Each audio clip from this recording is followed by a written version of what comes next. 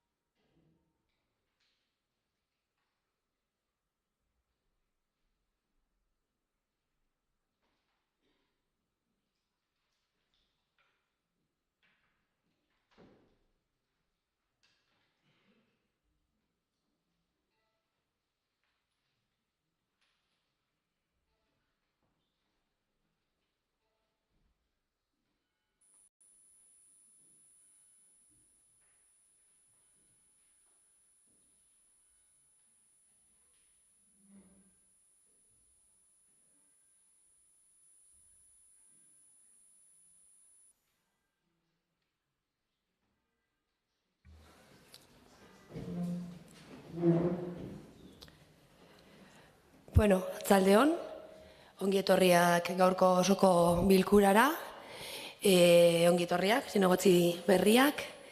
Lehenik eta behin eskertuko notzueken mesedez mobilaren erabilera murriztea eta batez ere isilean jartzea. Ez deixen jo zuek hitz egiten ari zarien bitartean. Eta, hasiera emango diogu.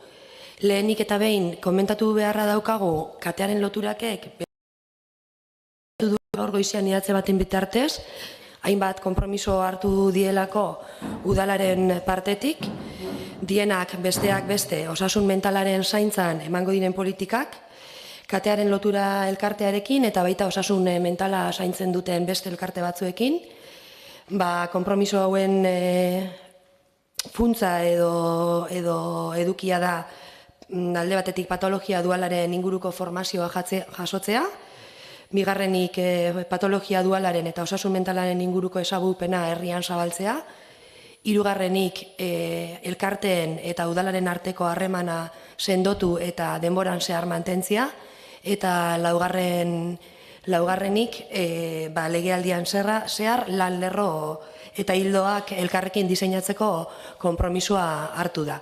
Orduan mozioa erretiratua izan da eta pasatuko gara lehenengoko puntura.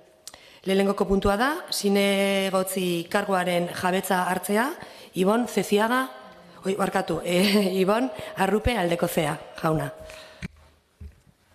2023ko uztailaren 5ko eraginez, Mario Barretxena Cid zinegotziak bere karguari uko egin zion. Maiatzaren 28an izandako udal hauteskundeetan Eusko Alderdi Jeltzalea hautagaitzaren zerrendan 8 zinegotzi izan ziren hautatuak.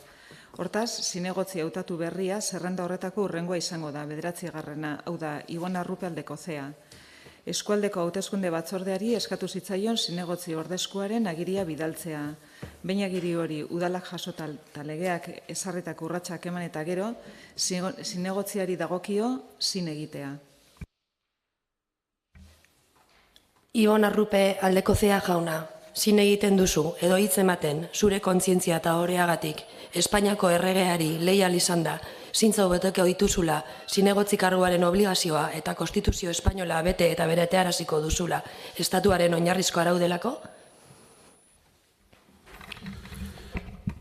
Prebarikazioaren, korruptelaren, amigismoaren eta kontxabismoaren aurka, arrasater guztien interes orokorraren alde lan egingo duela zindagit.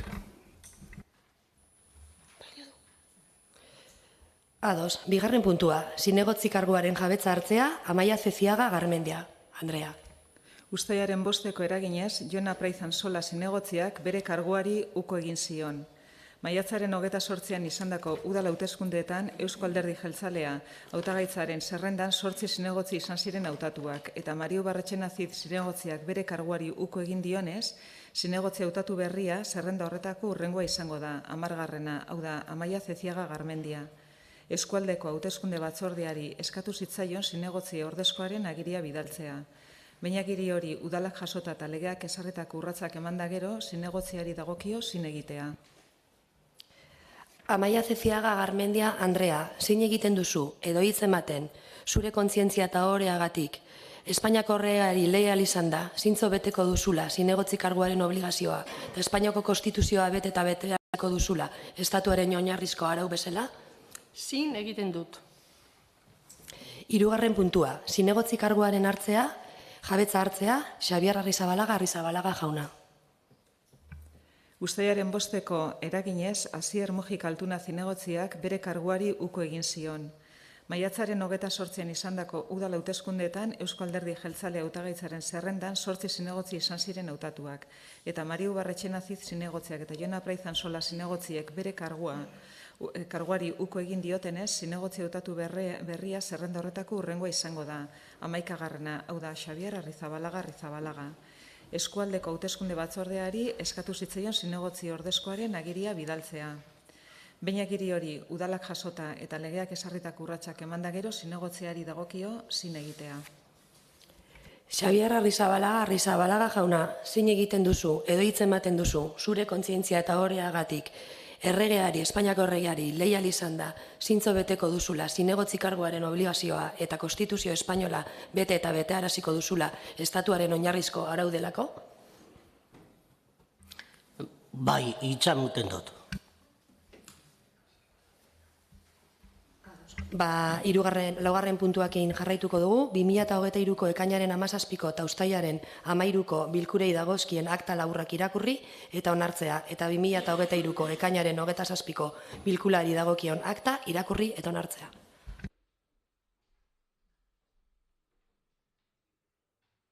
Bideoakta izanik, 5. puntura pasatzen gara. Udal ordenantza arautzaile berria, lokalak etxebizitza bihurtzearen gainekoa, jasotako alegazioai erantzuna eman eta ordenantza behin betiko onartzea.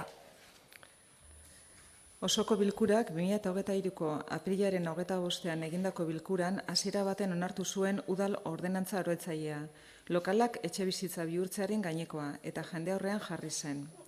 Emandako epean 4 alegazio idatzi jaso dira. Horrek eragin izan du 2.5 artikuluan, baina eragin horiek ez dira funtsezkoak izan. Aurreko guztia dela eta behin betiko onartzeko ordenantzaren testua osatuta geratu da. Horiek horrela, hirigintza transizio ekologiko eta mugikortasun batzordeak honako hau proposatzen du. 1. Arrasteko udal ordenantza arautzailea lokalak etxebizitza bihurtzearen gainekoa onartzeko prozeduran jandaurreko izapidean jaso diren alegazioei erantzuna ematea. 2. Behin betiko onartzea udal ordenantza arautzailea alegazioen erantzunekin eratorritako aldaketekin. 3. Akordioa eta testu osoa Gipuzkoako aldizkari ofizialean argitaratzea indarrean sartzeko. Batematik hitza hartu nahi du? Onartua gelditzen da. 6. puntua. 2024ko lau ekitaldiko ordenantza fiskalen onespena. Ogasuna batzordeak honako hau proposatzen dio udaleko osoko bilkurari. 1. Behin-behineko onartzea 2024ko ordenantza fiskalak aldatzeko espedientea. Zeinaren ezaugarri nagusiak ondorengo hauek dira. Zergen karga tasetan igoerak. Tasen tarifetan igoerak, prezio publikoetan igoerak, tasa eta prezio publiko berriak gehitzea, zerga eta tasetan hobariak gehitzea eta dauden batzuk aldatzea, idazkera aldaketa batzuk egitea, kudeaketa hobetzeko eta ulergarriagoa izateko. 2. Uztailaren 5ko 1189 foru arauan ezarritakoaren arabera, jendaurrean erakustea ordenantza fiskalak aldatzeko espedientea. Egokia iristen dituzten erreklamazioak aurkeztu ditzaten interesdunek. Iragarkia Gipuzkoako aldizkaria ofizialean argitaratzen den egunetik hasita 30 egun balioduneko epean. 3. Erreklamaziorik aurkeztu ezean, behin-behineko akordioen kontra, behin betiko onartutzat joko dira. Norbaitek hitza hartu nahi du? Ander, garai? Nola, zuki da, berak, bere jandezu baina eskerra, Joseba Espeleta. Atzaldeon, gaur hona udalbatza honetara ekartzen dugun proposamena da udal gobernuaren ordenantza fiskalen egunenaketarako proposamena. Txosten osua eta aldaketa eguneraketa guztiak udalbatzaren deialdiarekin batera banatu zaizuen dokumentazio ondaz, eta nik hemen aipatuko bakarrik esanguratsuenak, guri iritziz aldaketa esanguratsuenak dienak. Lehenik eta behin, azalduko zergaitik planteatzen duguna, ez? Guk proposamen hau ekartzen dugu ona, arduratik abiatuta eta arduratik egindako proposamen bada, badakigu guretako askoz beharrezago izango litzakela aldaketarek eta eguneraketarik ez egitea, zalatari eta zalapartari beldurra izatea eta hurbileko epe motzeko ikuspegi bateaz, beldurrarekin jokatzia, ez? Baina ez dugu hori egingo. Ez dugu hori egingo, ze guk ez dugu uste epe motzerako begirada bat izan behar dugunik, begiratu behar dugula aurrera, eta epe motzean hor bitikateatzen garela, zazietekin batzuei bakarrik begiratuz, ez? Orduan, epen ertainera begira dauzkagun berronkei eta beharrei erantzuten dutzen proposamena da hau, gaur ekartzen duguna ona udalbatzara. Epe motzak badakigu ibilbide laburra daukala eta dauzkagun erronkek beste ikuspegi bat eskatzen dabiela usten dugu. Egia da, baita ere, poltsa bat daukagula, baina datozen erronka hundiei egoki erantzuteko gihar finanziero hundiagoa gogorra behar dugu eta horri erantzuten dio gure proposamen honek. Badago esaera bat, erderaz, esaten dauena, quita y no pon, se gasta el montón. Eta hori gertatzen ari zaigu azken urte hauetan, udalak hartu dauen erabakisekin. Dirubilketa maila, gure errolda fiskalen dirubilketa maila urtez urte murrizten doia. Eta horrekin paralelo, urtez urte emuten dugun zerbitzuen kostia goruzko doia. Eta horretaz aparte, gurengo urtietan dauzkagun, guk markau dugun erronka handi batzu dauzkagu atez joka. Eta, zoritxarrez, oin daukagun Montoi hori ez da nahikua erronka guzti horiei erantzuteko. Kontutan eduki behar dugu, KPI indizea, azken bi urteetan, 2008 batean 6,5 izen zela eta 2008an 5,7.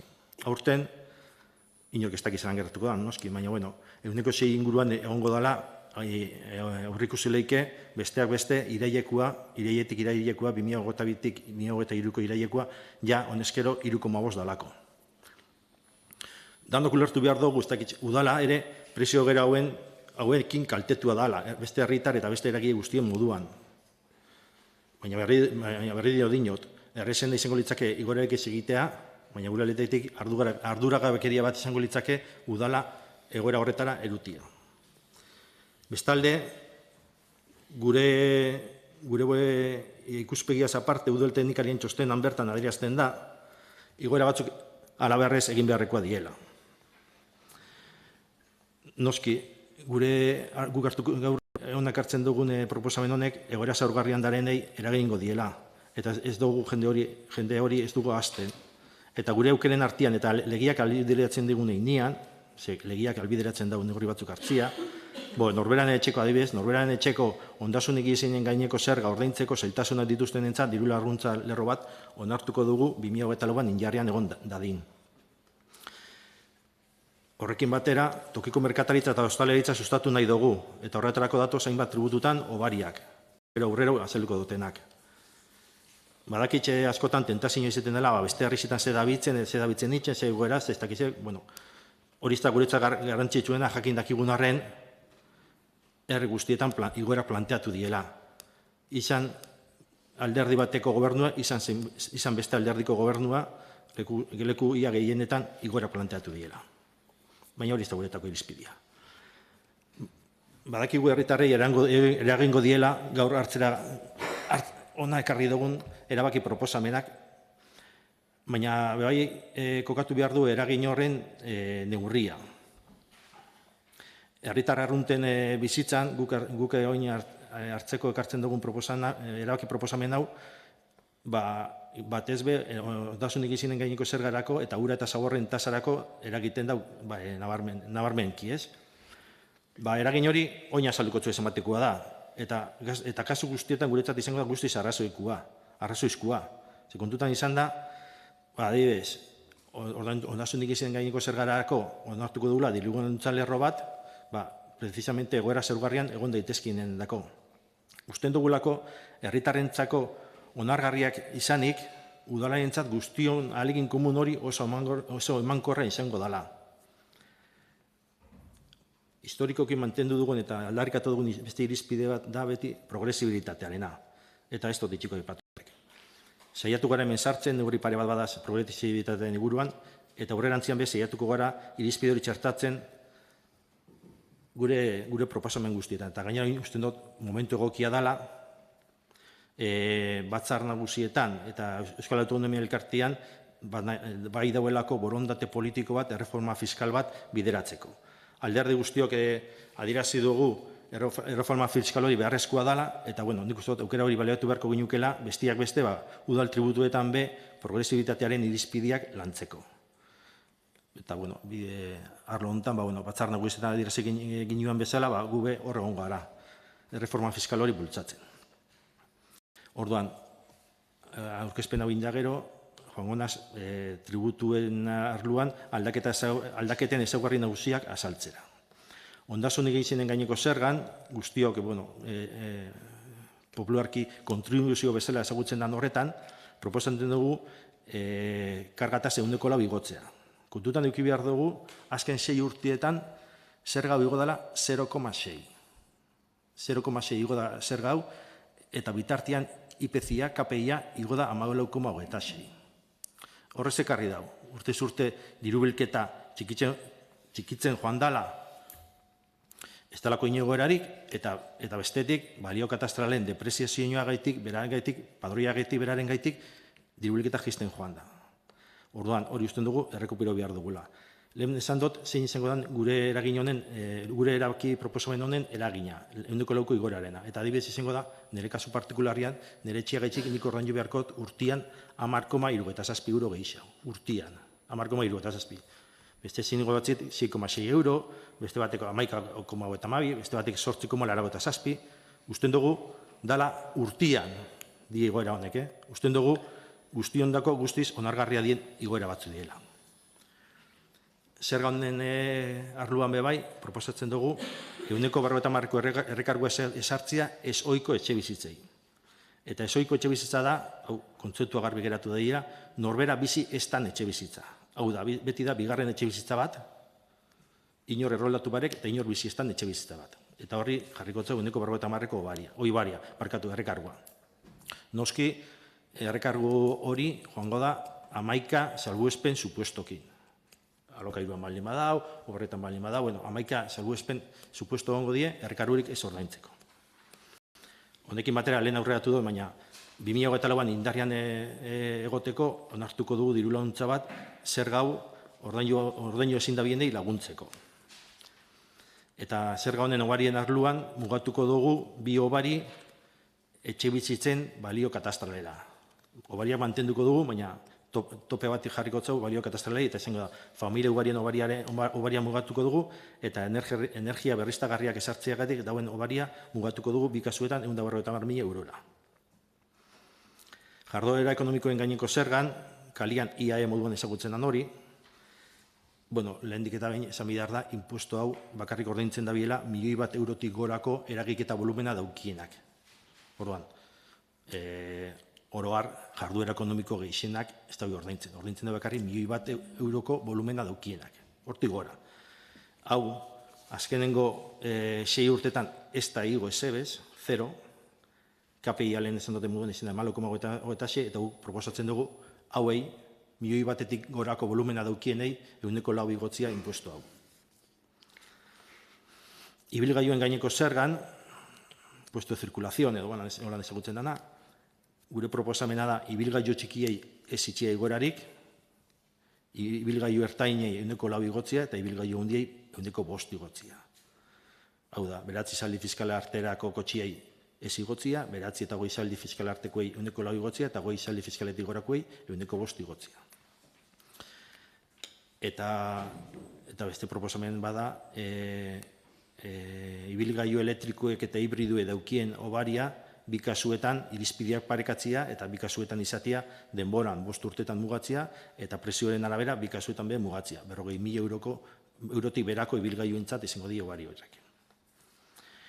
Hirilurren balio gehikuntzaren gaineko zergaren kasuan, plusbalia moduan ezagutzen dan hori, proposatzen dugu baita 4% igotzia, eta urte tramo baten progresibidadia lortzeko, igoera izango da 10% igoera, guztiz irizpide tekniko bat jarraituta.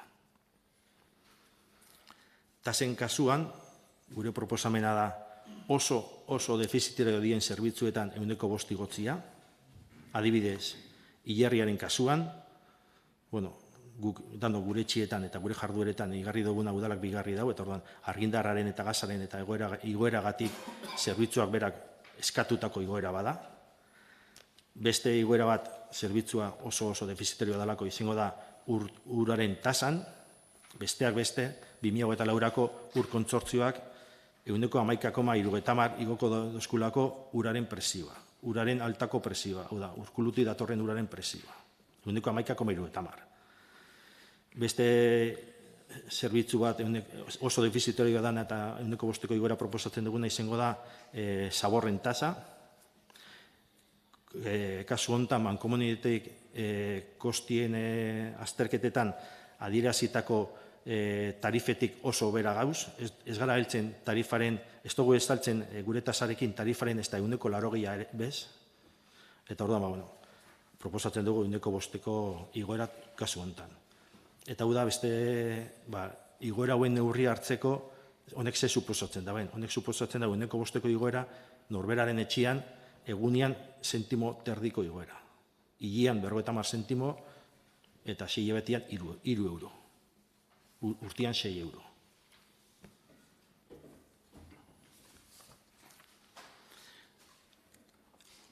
Beste zerbitzuetako tasetan proposatzen dugu 1,4ko igoera, eta gero dare zerbitzu batzuk ez ditugunak aldatuko hainbat arrazoi tarteko.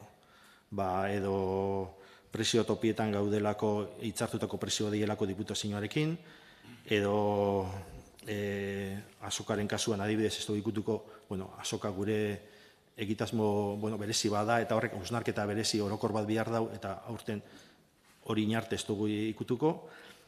Ez dugu ikutuko besta ikasturteko tarifak, ze ikasturtiak hasi die, ireian hasten die tarifak, hori ikasturtiak orduan berandu gatoz hori aldatzera, hori beharko ginuke plenua maiatzan edo ekainean asko jota, eta ez ginoan esan nien, hauteskundeak izan ziren danodak itzu, eta orduan etzan nien esan eguneratu, eta ezin jo eguneratu, hone die arrazoiak beste batzuk ez aldatzeko, oro har. Gero, prezio publikoen arluan 1,4ko igoera plantatzen dugu bai, eta lehen adirazi dute moduan aurkezpenean, tokiko merkataritza eta ostalaritza sustatzeko eta belaunaldi arteko transmisioa errazteko, proposatzen dugu obari batzuk. Eta eraikuntza zergan, 1,85ko baria, lokal komertzializara duten beheko lokaletan, kokatzen diren ondasun eginetan, jarduera ekonomiko berrien dako. Obari berdina, 1,85ko baria, irekitze baimenaren tasan. Eta 1,85ko obari berdina, uraren eta zaborraren tasan, jarduera hauendako lehenengo 3 urteetan. Nolabait, sustatzeko tokiko merkataritza eta ostalaritza eta belaunaldi arteko transmisioa. Gure beste aldarrikapen historiko bat izan dana proposatzen dugu, eta da IT tasa indargabetzea, eraikinen ikuskapen teknikoa erderaz IT, Inspección Técnica de Edificios, horrek sortzen dauen tasa kentzia. Beste proposamen bat izango da, eta da azken jurisprudentziak horrela agintzen dozkuelako, izango da, hainbat tasen kasutan, erroldatu eta ez erroldatu arteko desberdintasun hori, horrekin bukatuko dugu, azken sententziaren arabera, ez da guelako oinarririk hortarako. Kiroldigiko tasetan, igoeraz aparte, tarifa berri bat sortuko dugu, 75 urte eta gorako pertsonen dako abonu tasa berria izango da, 125 merkiagoa, baina ordutegi murriztuarekin. Atzaldeko leurak arte bakarri sartzeko aukerarekin. Juan Arzamendi musika etxeko, hango instalazioen dako, instalazio berri horien dako prezioak onartu behar die, prezio publikoak onartuko dugu, eta jarritxuko duguna da, Amaia Antzokirako dauzkogun prezioen irizpide berdina. Eta Amaia Antzokian daren obari eta kopuru berdinakin moldatuta aforoetara. Okupazio tasa berri bat sortuko dugu, eta izango da, fatxadaetara ematen dabien kutsazain eta bendin makinentzat. Hor daukale okupazio bat, aprobetxamendu berezi bat itxen dabienak jarduera hauek, eta horiendako tasa berri bat ezarriko dugu. Eta horretaz aparte, lehen txostenian bertan datorren moduan, idazketa aldaketa batzuk egingo die, kudeaketa hobetzeko eta ulergarriagoak izateko hainbat tributuen azalpen guzti horiek.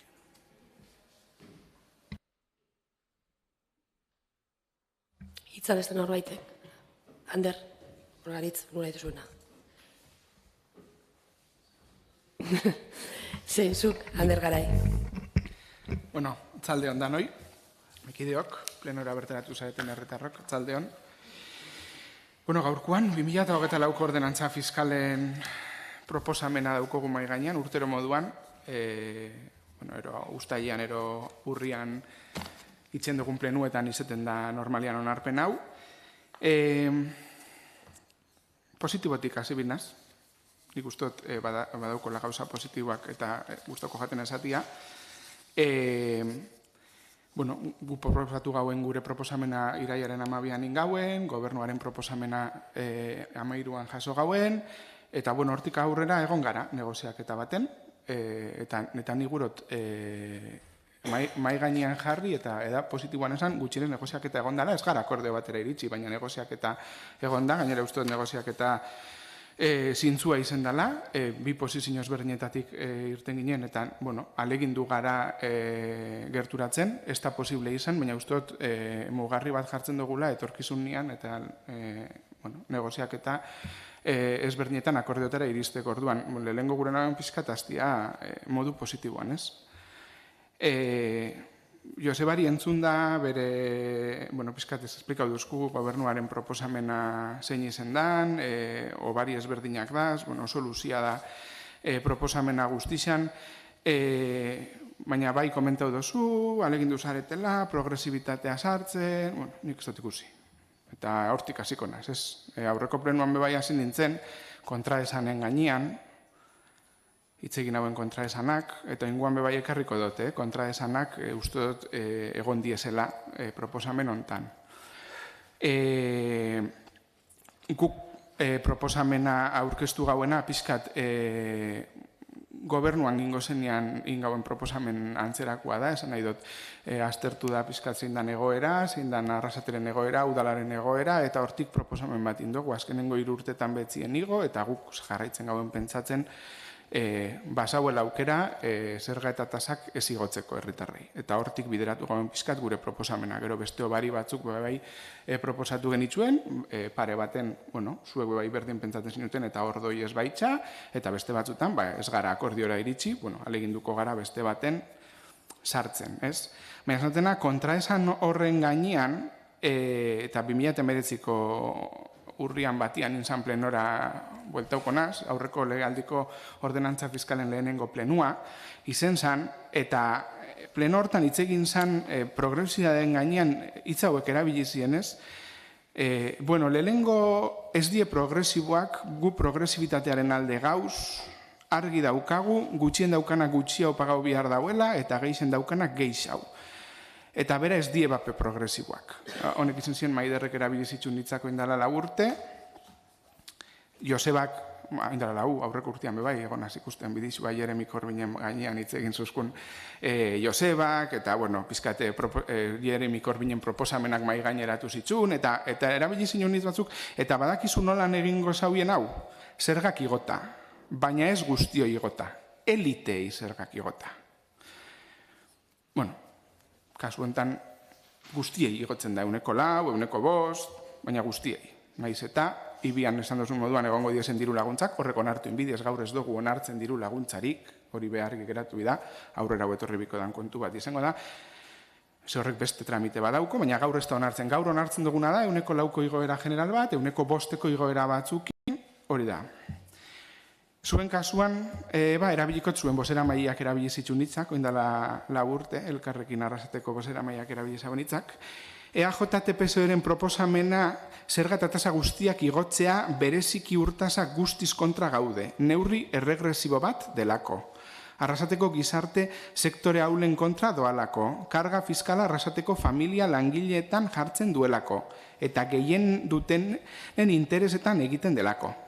Hau da, kasu hortan zu ezingo zen, zuen bozera maiaren proposamena. Gogoratu nahi dut, gaur 4ko igoera hau, 2019an 0,6ko igoera zan proposatzen zana.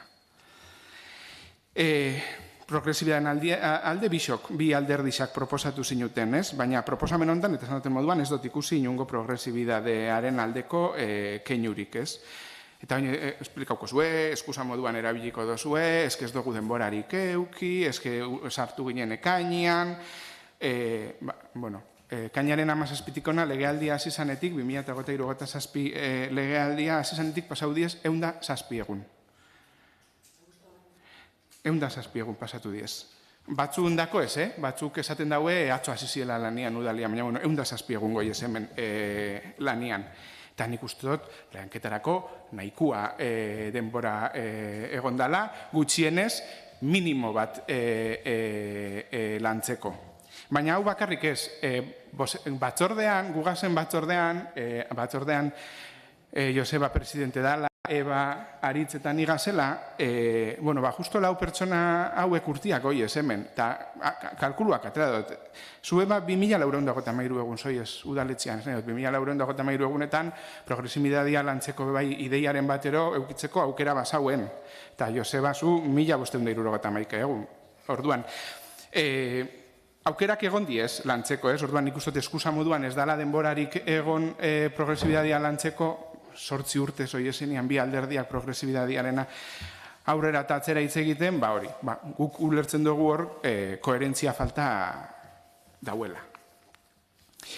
Hau esan da, eta saltzeko zein izango dan gure posizioa, gure boska, ordenantzaren obarietan eta proposamen teknikuetan, hor adostasun bat basauen eta hor ez ginen arazorik ikusten, baina azkenian, finean, gure proposamena hasierakoa zen igoerarik ez aplikatzia eta hor egonda nik ustot maminik handizena. Eta azalduko segaitzik uste gauen aukera daukola Arrasateko udalak igoerarik ez aplikatzeko. Azkenengo 8 urtiak hartuta, 2015-tik 23, Arrasateko udalaren aurrekontua igo da 1,25. Igo da, 31 milioi eta erditik, zaukola 2015an, 39.600.000 eurotara. Dala, gaur egun, Arrasateko udalak daukon aurrekontua, ez? Eta igo da kapitulu guztietan, igo da lehengo kapituluan, igo da bigarren kapituluan, igo da pertsonaletan, igo da zerbitzuetan, igo da inbertsioetan, nola ez? Inbertsioetan 1,43 igo da, 4.200.000-etik 6.100.000 eurotara, zerbitzuetan 9.900.000-etik bigarren kapitulua 14.000.000 eurotara, egon diez, igoerak guztietan kapitulo bakarra jaitsi da, eta izan da mailegoen kapitulua hori 0ra jaitsi da. Eta hau, esplikau da moduan, azken urtietan ez diez igoerarik aplikau, azken urtietan ez, eta aurreko urtietan oso gutxi, eta hori posible izen da, eta posible izen da honekin, zerbitzu ezberdinak bebai haunditzia, zerbitzu ezberdinei, zerbitzuak haunditzia, etxezetxeko zerbitzua, 470.000 eurotatik 800.000 eurotara, 170 igo da.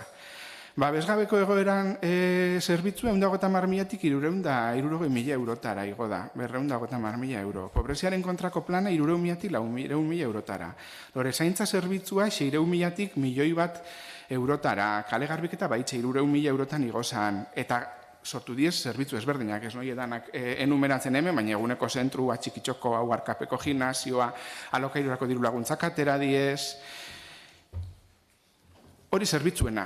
Inbertziotara juten bagara, inbertzioetan 35 milioi eurotik gora lortu da inbertitzia azkenengo 8 urteetan.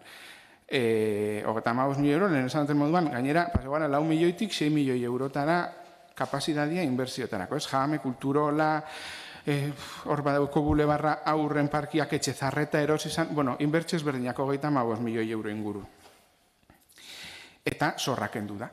Zorra pasaurra, 300.000 eurotatik 0tara. Hori da argazkia. Eta hori lortu da, esan duten moduan, zerga eta tasak isa ez igota. Eta gehiago esan got, 2015an zauen soberakina, poltza hori, zan 3 milioi euro, 800.000 eurotakoa. Eta 2023an dauen poltza hori 4 milioi euro terditik gora doi, horrek esan nahi dau, honedanetan igotziaz aparte, poltza hori be haunditu indala. Ezin da, helburua izen bida, poltza hori 0 izetia, eroalik eta gutxien izetia. Orduan, ez dugu lertzen, poltza hori haundituta bebai, zerbitzu guzti honek gehituta, aurrekontua gehituta, gehitzia. Zerga bilketa metatua, igo da 4,8, hori da asteontako datua, Gipuzkoa mailan. Hau da datu garrantzitsua, ze gure sarrera propioetatik aparte, badaz beste sarrera batzuk, dala foru fondotik jasotzen duguna, dala presupuestoaren izizia 1,50, eta esaten duzku, diputazioak rekaudau dauena, 4,8 igo dala. Bueno, horrek suposatu alako duzku, gutxien ezberdin, erogei hau jasoko gauela. Eta gero inflazioa, etzekin dugu, inflazioa dau momentu enten, oso inflazioa handizakin gabiz, azkenengo 3 urteak, eta ulertzen dugu, udalak ahal badau, ez areagotu karga hori herritarrei, ez hauela areagotu biko, hori da gure ikuspuntua. Ja bukatzera noie, izkal luzatu inazela. Lehen be komentatu dut, gaur hemen onartzen dena da, arrasate guztiei 4 igoera general bat, tasa batzutan 5 bat, hori da onartzen dena, espada zerbait bertatzen eta norbaitzek ez badau ezberdin boskatzen, hori da onartuko dana, ez? Guk aurka boskatuko dugu, ez dugulako ikusten igoera hori aplikatzea, aukera daukolako udalak igoera hori ez aplikatzeko. Eskerrik asko. Aitzmurua.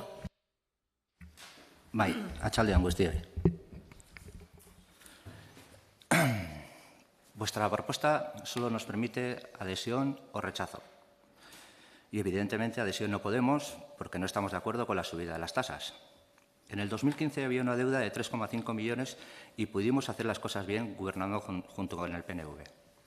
Ahora hemos dejado un superávit de casi 5 millones y también queréis subir los impuestos. No lo entendemos. Estamos en contra de la subida de las tasas. Cuando gobernamos nosotros congelamos la subida de las tasas y ahora que estamos en la oposición decimos lo mismo. Kepa Urteaga. Atzalde donori. Ordenia joango naz, bale? Nengo handerrikin. Posten ez positibotzat hartzia gurekin egindako negoziaketa, eta horrek esaten baldin badau, horrengo urtietan lortuko dugula zeozer batera, oso ondo dago. Progresibitatea ez berbain dozu, eta oin dela 4 urte Josebak botatako Jeremy Corbinen hitzak eta argudiategia, guk ez esan gabe, gure argudiategia, batian zuk asmatu dozu zein izango zen, kuriosua da, gure buruaren barruan zaude. Baina guk oso argi daukagu, 3 hilabete soilik eduki ditugu hau martxan jartzeko, gauza batzuetan lortu dugu progresibitatea, uste dugu progresibitateko gauza batzuk sartu ditugula, eta beste batzuetan joango gare txertatzen, eta espero dugu urrengo urteko ordenantza fiskaletan progresibitatea guztiz ezarrita egotea. Esan duzu, ez dakizen bat egun darama batek hemen udaletxe honetan, ideia batzuk euki barko lituzke, beste batek beste ez dakizen bademora, beste batzuk apatian, pixkatxoa zatarra iruditu jat, baina atzo aziziala, esan duzu, gure goizeko konversazioa ez dakit nun gelditzen den. Hori guztiari begira, naizta denbora gutxi eramane gobernuan, 107 egun dira, gauzak ezarri ditugu. Esaten duzu, ez dugula gauzatzen guk argi dauko gutxien daukonak, ez ditula ordainduko igoera horiek. Hori bai da progresibitatea. Progresibitatea ezarri dugu IAEN €1.000.000 gorako jarduerak dauzkatenak ordaintzea, hortik berakoak ez, hori ere progresibitatea da. Esan dakoa, ez daukonak ordaintzeko, ez da ordainduko. Esan duzu, bai, baina hori ez dago onartuta oraindik. Foru fondoak ekarriko duena ez da, baina nahiatu indozu. Ez dakit zenbat ditu etorriko dela foru fondotik. Hori beba imaginatzen dut, zure imaginarioan dagoen gauza bat, edo behintzat orakulo lanetan aditua zarela ematen dau hori horrela onartu itxen baldin badozu. batetan onartu daiteke hobariak ez da zela onartuta, eta foru fondoarena etorriko dela iazkoa edo gehiago hori onartu dezakegu, o zuk onartu dezakezu. Ez dakit, kontraesan eta ez berba indozu, eta hori zuen kontraesanetako bat da. Oso harro esan dozu, azkenengo 8 urtetan aurrekontua 125 igo dala. Eta ia 5 milioi esan dugu berak, zu 4 milioi eta pikuko poltsa dagoela, soberakinez betetako poltsa dagoela. Nik uste dut, hor dauden 5 milioiak gauzatu ez diren gauzengatik daudela. Hona gatoz aurrekontua ejekutatzera. Eta 5 milioi baldin badaude, 5 milioiek ez dialako ejekutau. Eta gauza asko egin dira, herri honetan. Kulturola, jame, asko berbaitzen dozu horretaz. Baina berbain beharko dugu, urtietan ziar guk erreklamatu ditugun gauzetaz, eta oin batian asalari egin dianak, ez?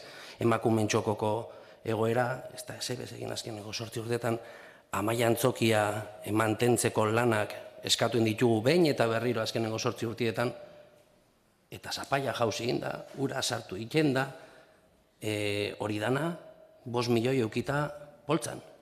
Zertarako nahi dugu dirua bankuan. Gero ezin eman alizateko gaur egun arrasaten beharrezkoak dien zerbitzu batzuk? Badakit batzuen dako kultura ez dela behar bate, badakit zuen alderdiko batek behin baino gehiagotan esan didalako.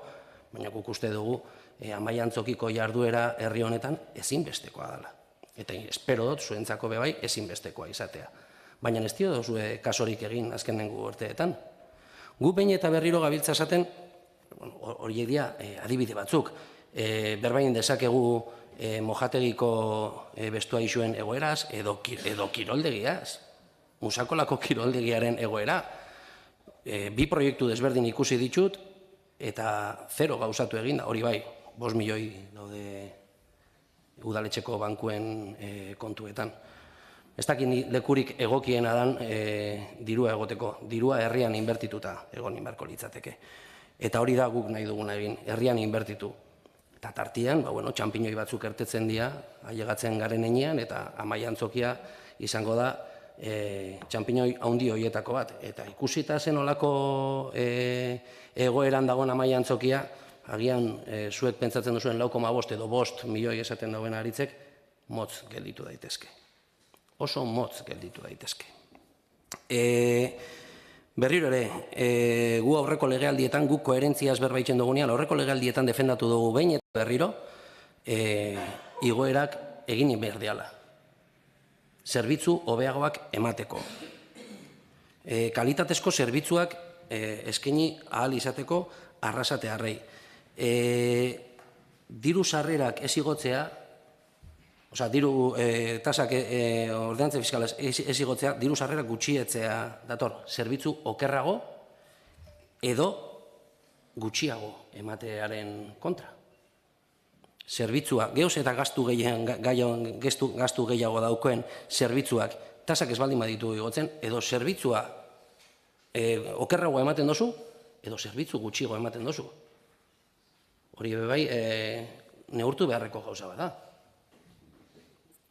KPI-aren kostoa oso ondo esplikatu dago Josebak nola igo den, badakigu 0,6 igo dela azkenengo hainbat urtetan, badagaraia tokatzen dalako, daukienei gehiago pagatu araztia. Ontxe bertan gauza batzutan bakarrik egin dugu, uste dugu, horrengo urterako, danian lortuko dugula. Eta nik uste dut gainera Josebak oso ondo esplikatu dauela zein dan gure postura. Dena den, oso pozik gaude progresibitatea itxatu duzuelako. Ze azkeneko 8 urtietan progresibitatea aitxatu indugunean, bai PS eta bai EAJaren aldetik, esesko borobilak jaso ditugu. Eta ona da zuek ere pentsatzia progresibitatea onuragarria izango dela arrasaterako. Horregatik postu itxenez esaten dozunean, badauzela aukerak aurrerantzean gauza hauetan akordioak lortu ditzakegula. Eta beste alde batetik, Aritz, berai esan diot oso argi zertarako erabili nahi dugun dirua, zuk esaten dozu, 5 milioi edukita, ezin ditugula tasak igo, impuestuak esan dozu, oso ondo argudiatu da Josebak zergatik uste dugun igo inberdiala tasak. Alderdi sozialistak nik uste dut argudiategi hoiek konpartiru inbarko lituzkela. Gauza askotan, beste batzutan agian ez, baina gauza askotan, gehien daukonari ere tasak igotzia ez dozue bidezko ikusten. Uste dozue ekidistantzia hori dagoela dirua daukatenen artean eta dirua ez daukatenen artean. Berriro esaten dugu. Oraindik onartu gabe egon arren aurrekontuetan onartuko dalako, hobariak jarriko ditugu, jendiak ezin duenak ez du ordainduko, eta alduenak ditu ordenantza fiskal hauetan onartuko diren, onartzen baldin badira behintzat, tasa horiek. Daukonak ordainduko du, ezin duenak ez du ordainduko. Oso argi utzi behar dugu hori, eta oso argi utzi behar duzue. Hori ez baldin baduzue uste, onargarria danik, sentitzen dut, baina kriterio desberdinak dauzkagula bastante argi dago. Eskerrik asko. Joseba Espeleta. Barkatu, Joseba, barkatu, Eba, zu zeuzen lehen hau, ez da? Kaixo, arratsaldeon guztioi. Esatea egia dela orokorrean 4% igoera proposatzen dugula, baina ez herritar guztiei. Hori ez da egia. Argia azaldu behar da, bazterkeria egoeran edo hilabete bukaerara heltzeko arazo ekonomikoak dauzkaten familiak edo pertsonak ez dutela igoera hau ordainduko. Hobariak daudelako eta esan dugun bezala laguntza lerroak sortuko ditugulako eta bai, guk gure hitza betetzen dugu, Ander.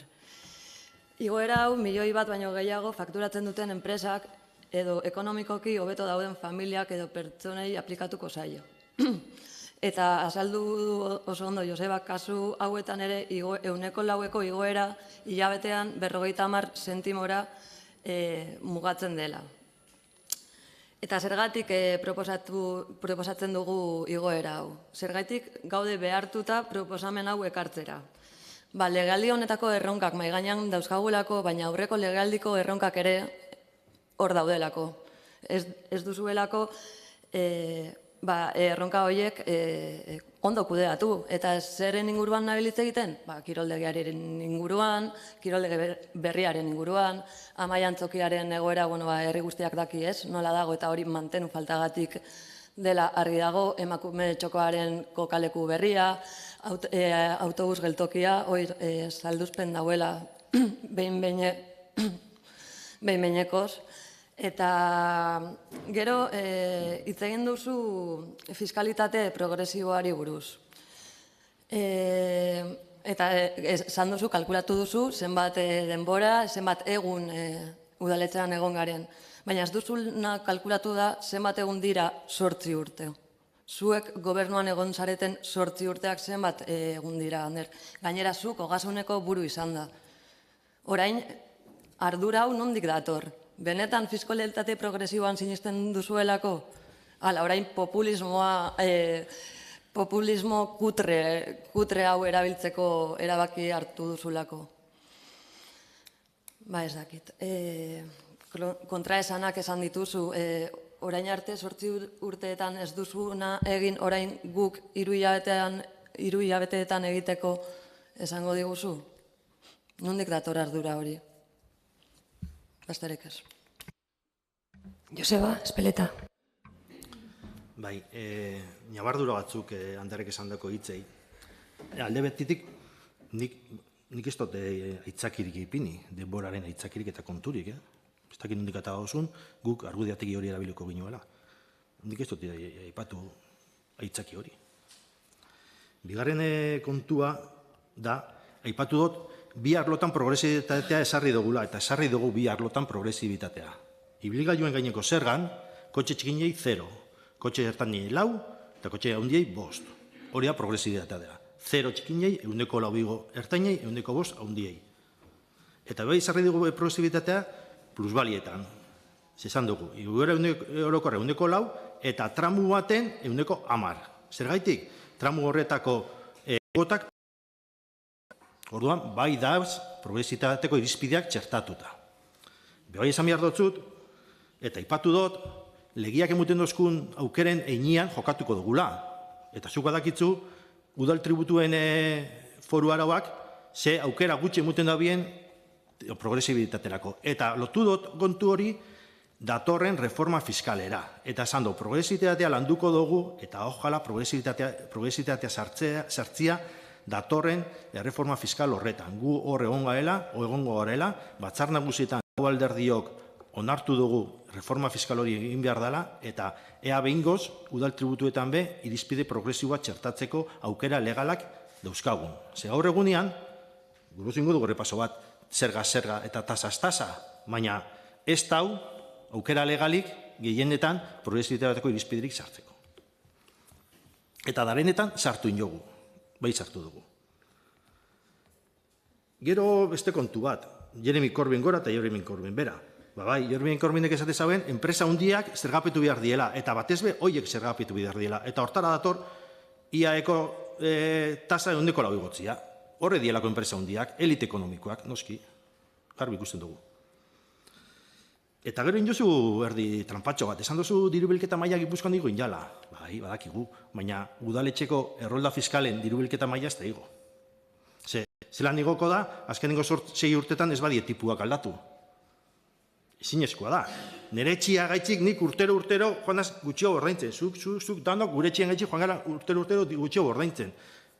Gure etxiak depresiatzen joaten dielako eta gure kuotak geisten joaten dielako tipuak ez bali media egokitzen. Eta ez tienez egokitu, baliokata gutxi haukin, kuota txikina hogizen dielako. Gure errolda fiskalak, gure dirubilketa, udal dirubilketa kopurua geisten joan da. Ez dielako tipuak egoneratu, hori holan da. Eta igo bali da, etxe berriak indielako, baina norbanakuen kuotak joan die murrizten. Iaen bestein beste, kotxietan bestein beste, kotxietan ez dakiz zoritxarrez edo zorionez igual, gero eta kotxe gutxi hau daz, eta orduan errolda joan da beruzko, ez bazo igotzen tipuak, gero eta kotxe gutxi hau daz, joaten da murrizten errolda. Eraikuntza zergan, ez dakigu gertatzen da, hori ekonomiaren egoeraren orokorraren araberakoa da, plusbalia bestein beste. Baina errolda bidez funtzionatzen da bien udal tributuetan, ez badozu igotzen tipuak, beti dirubilketa jetxitzen da.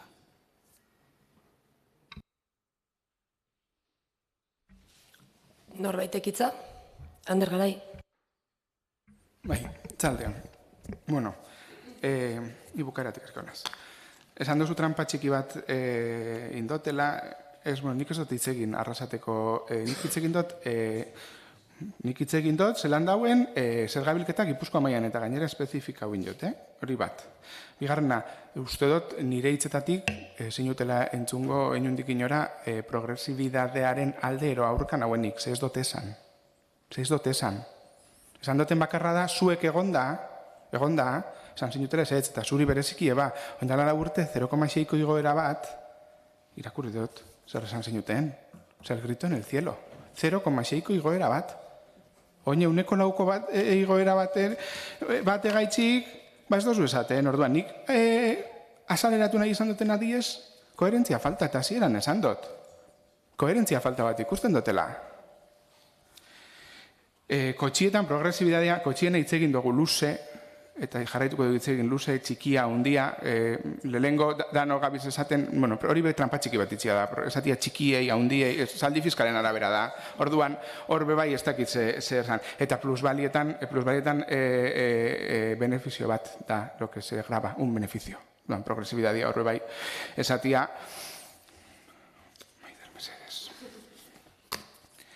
bestalde, IAE milioi batetik berakuak ez dauiela ordaindu bai, kepa, inoiz ez daui ordaindu, Osa, ez da nahi dut ez da ointzuek etorri zarete eta asmatu duzula, inoiz ez daui ordaindu. Bueno, azkenengo urtietan ez da ordaindu. Mesedez, itxiko ez da zue bukatzen, mesedez, ez que moztu ez da zue ja hiru aldiz, bi Maiderrek eta bat Josebak.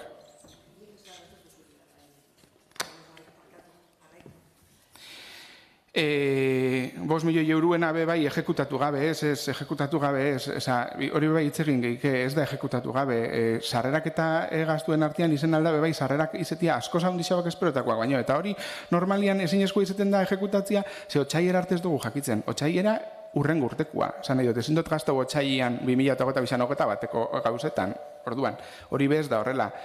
Eta gero hitz egin duzu Amaia Antzokiaren gainean, biok gainera ez euskor, mantenimentu falta, egonda, hitz egingo dugu. Ni zain nau, perituaren txostena, zain nau. Ze batzordean uste zube bai egon zinela eba, hor teknikariaren hitzak izen ziren, ezauela argi eta izen aldala, oindala urteko obra baten planifikazio txarra. Ikusiko dugu, ez dut gaur hitza hartu birra Amaia Antzokiaren gainean, informazioaren euneko euki arte. Argi euki guk Amaia Antzokiaren gainean 4 milioi terdi 5 milioi euro falta itzen dagoena. Egongo gara ados sartzeko. Eta gero komentau duzu txampiñoiak, eta nahi dut erantzutia pizkatoren gainean, txampiñoi asko ukido zuela, gu endala 8 urte sartu ginenean, zauen txosten bat 2006koa, 2015an, esan ez, arrisku larrian sasela Monterron jauregiko pertsonak, ikasliak, eta esanin ezer 2015 arte, gu sartu ginen arte, hori bai esan zan txampiñoi bat. Baina horretaz bai aurrera hitz egingo dugu. Labur biltzeko eta gaur gazen diskurso ontara zeintzeko ez direzela ordenantza fiskalak jantzizekien nahi dozuen moduan, nahi dozuen moduan. Baina gaur hemen onartzen dana da, igoera bat arrasatear guztiendako 100%, eta 100%koa beste batzutan. Ze, karo, generala da, etxeko laguntza zerbitzuan 100%. Ez, markatu, hor justo eken ditzen duzue. Kiroldegian 100%. Kiroldegian 100% baitxe igotzen da. Eta hor, zuek esan zinuten agaitzik, ez baduzue beste zebezek hartzen, karri zinuten proposamena zan, ibian, diru laguntza bat egongo zala, zaurgarrienek orantzeko. Ibian, hori da, jaso gauen papelian. Bestietan ezin un eserritzekin. Izo ingo dugu, aberrek hartzen duzuen ero ez. Baina kiroldegian, udal hilerri zerbitzuan 100%ko igoera da. Bueno, gaur hemen onartzeko ekarri dozuena da, igoera bat. Jantziziki gure zuen moduan. Eta guk gure ikuspuntua da, ez dauela segaitzik igo bier herritarrei momentu hontan karga hori. Baina gaur onarpena igoera general bada. Este barik. Kepa Orteaga. Bueno, a ver, igual es que ez jaku argik ditzu zertara bideratu behar ditugun tasak. Normalian, herritar guztieri eskaintzen zaizkion zerbitzuetara dedikatzen dira tasa hauek. Adibidez, kiroldegia hobetzeari, liburutegi duin bat eukitzeari, ekimen kulturaletara, kale zainduak eta garbiak eukitzera, kale garbiketaren zerbitzua begira zenbat igo dan azkenengo urtietan, badakizu, 300.000 esan dozu ez da, diferentzia zuk ikusi dozu kalian, nik ez daukotan jargi, lorategi zerbitzuetara, zerbitzu komunitatetara, etxesetzeko laguntzak, nagusien ongizatera, jubilatuen etxeak eukial izateko, ludotekak, gaztetxokoak, hori dana mantentzeko ere bai. Horretara bideratzen dira herritarren zergak. Eta horregatik behar da zerbitzu duin batzuk eukitzeko, tasak igoin behar dira. Zuen ustez ez, eta gure ustez bai. Zuen ustez progresibidaderen alde ez zaudela esan dozu, bueno, bintzate zuen politika liberalak mai gainean jartze dituzu eta bastante argi ditzen da zure progresibitatearen ez aldekotasun horrekin, aldez baldin bazaude, imaginetzot, kontra egongo zarela. Argi dagoena da, igoerak herritarren zerbitzuak eta herritarrek esku dauden udal mailako gauzak hobetzera dijoazela. Eta horretarako planteatzen dugu igoera. Josebak aipatu ditun, nabardura guzti horiekin, ez nahi errepikatzera, bestela hemen 3 ordu gare berdina esaten. Baina bastante argi uste dugu, hau dala, herritarren zerbitzuak hobetzeko, aldauenak ordainduko ditu, ezin dauenak ez ditu ordainduko. Obari bidez, urrengo urteko aurrekontuetan onartzen ditugun obariekin edo danadalakoekin. Onartuko dirala edo ez, baina suposatzen dugu baietz. Foru fondokoa etorriko dan, ala ez dakigun bezala, baina uste dugu etorriko dela, ez da? Uste dugu obari horiek onartuko ditugula urrengo legealdiari begira. Hori da garbi gelditu behar dena. Aldauenak ordeinuko dau, ezin dauenak ez da ordeinuko, eta hau dana zerbitzuak hobetzeko da. Eta dauzkogun erronka guztiei aurre egiteko. Ez dirala makalak. Eta zuek argi daukozu ez dirala makalak, ez? Zuen hauteskundeetako programan gauza oso antzerakoak eramaten zen dituzten, ez dut uste hogin bapatian ahaztu ingo zitzaizuela autobus geltoki berri batin behar dela eta nunbaiten behar dela, ez dut uste, eta kiroldegi berri batin behar dela, ez dut uste ahaztu ingo zitzaizuela. Eta horretaz aparte, begira Amaia Antzokiko egoera zein dan, esaten duzunaren ez dakizula eta nundik etortzen zen, bakarrik berbaitzen zauen teknikariak falsotetxoana, Amaia Antzokiko egoera negargarria da, negargarria. Osa, bakarrik eskinatxo batera izebergaren puntara joan zare, begira nola dagoen barrutik. Ez dakit egun noizbait egon zaren barruen dagoen estenatokian, makinerian, dagoen barruko kamerinoetan. Zuk uste duzu duina dala Arrasate bezalako herri batentzako horrelako antzoki bat eukitzia benetan? Bueno, imaginatzea dut ez, orduan kontrarik ez doztazu eraman behar horretan, badakit, ez zara laterituko hori horrela ez dela esaten. Berriro diot, zerbitzuak hobetzeko onartu nahi ditugu tasa hauek, eta zerbitzu geroz eta hobeagoak emateko herritarrei. Beste norbait egitza? Eba, abuin. Bai, Ander, konparatu duzu 0,6eko igoera eta 1,4eko igoera. Hor, zein da diferentzia nori tasak igo. Esan dugu, hilabete bukaerara heltzen ez diren familiak obariak eukiko dituzte, edo laguntza lerro berriak. Eta alduenak ordaintzeko.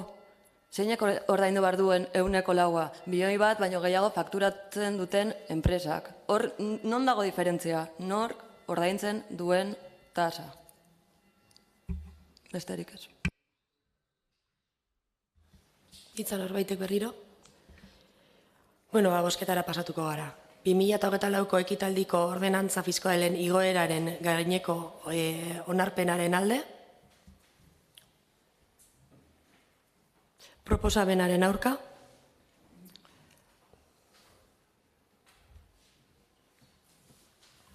Amaika baiezko eta 10 ezezko.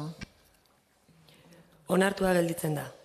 7. puntua. Ekainaren 30ean 2023 urteko aurrekontuaren egoeraren berri ematea. Hurrengo puntua, 8.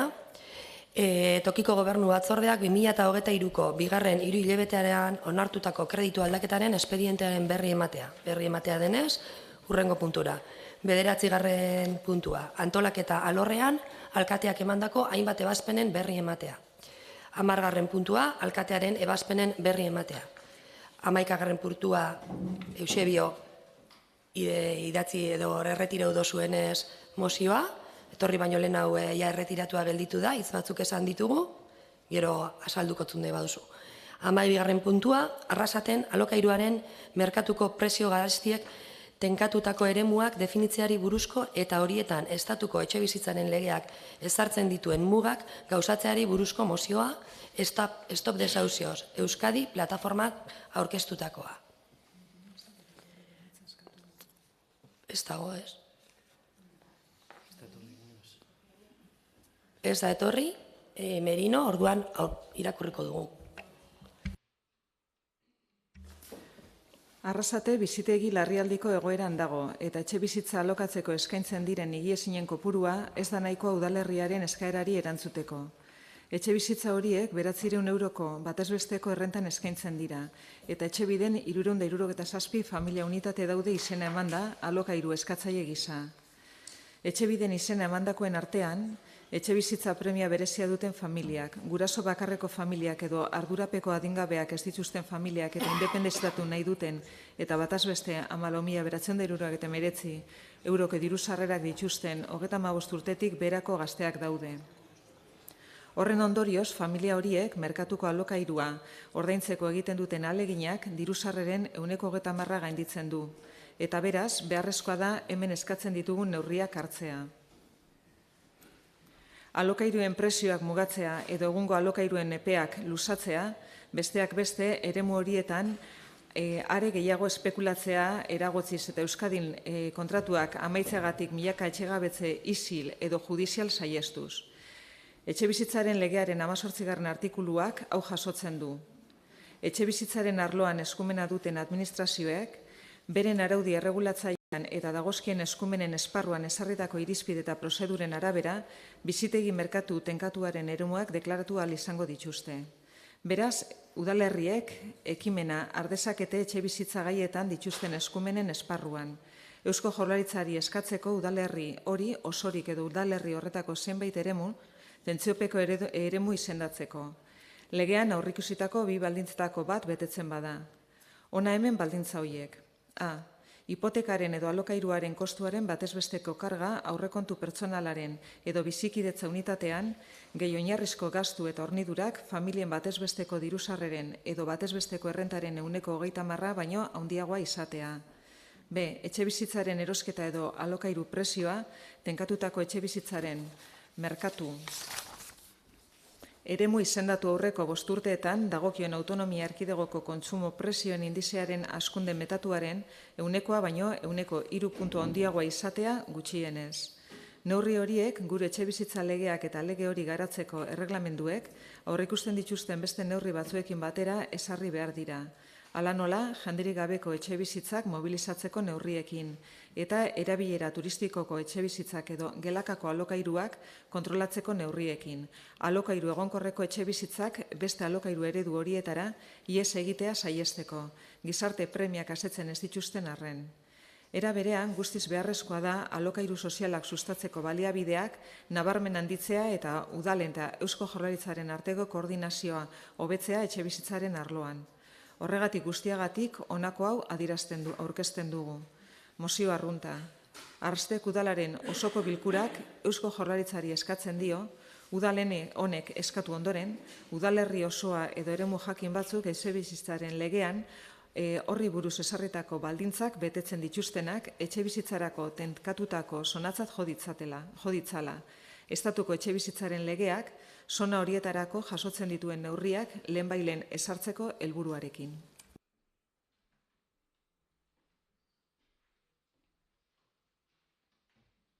Lehenengo bozkatuko dugu mozioa eta gero hitza emango... Lehenengo hitza... Lehenengo hitza pasatuko dugu, gero mozioa bozkatuko dugu eta gero galderreguetan emango dizugu hitza. Etxoin. Lehenengo guk hartuko dugu hitza. Guk. Gero bozketa eta gero zuk. Hitzan batek hartu nahi du? Joana, bota. Aupa atzaldeon guztioi eta eskerrik asko etortzeagaten. Gu hemen gure botoa aldekoa izango da. Estatuko legearekin ez ezik, etxebizitzaren lege autonomikoarekin ere ados gaudelako. Arrasaten bizi nahi duten pertsona guztiek baldintza egokietan egin ahal izatea eta beren lanetik bizi ahal izatea nahi dugu. Ados gaude, alokairu sozialeko erregimeneko etxebizitzen existentzia regulatzen duen arau guztiekin. Hau da, Arrasateko biztale guztiak zentzu soldata duinarekin, etxebizitza duinarekin, bizi ahal izatearekin. Mila esker. Eskerrik asko. Kepa Urteaga? Lehenik eta behin eskerrik asko Stop Kaleratzeak plataformari aurkezteagatik mozio hau. Eta jake eurak ez dian esplikaziora llegau eta gauza batzuk daude pixkatxo bat aldatzeko, ez? Lehenik eta behin